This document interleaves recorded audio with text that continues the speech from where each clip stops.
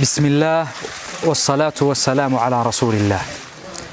waayahan dambe waxa isi soo tarayay ama soo badanayay hablihii Soomaaliyeed ama haweenkii Soomaaliyeed oo baraha bulshada soo dhigaya sawirro iyo kiliibo ay iska soo duubeen taasoo ay ku labisan yihiin dharkii ragga gaar ahaan dharkii lagu yaqaanay wadaadada ama culimada.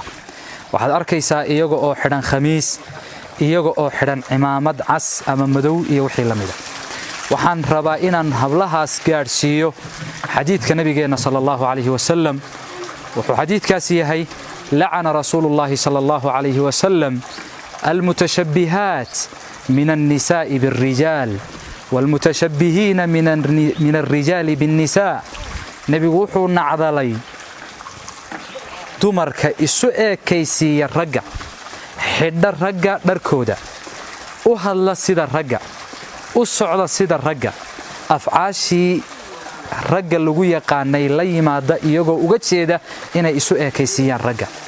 sidoo kale ragga isu eekaysiiya dumarka, xidha dharkooda, u hadla sidooda, u tallaabsada ee u socda sidooda, waxyaabaha dumarka lagu yaqaano la yimaada nabigeenu sallallahu alayhi wasallam wuu nacdalay.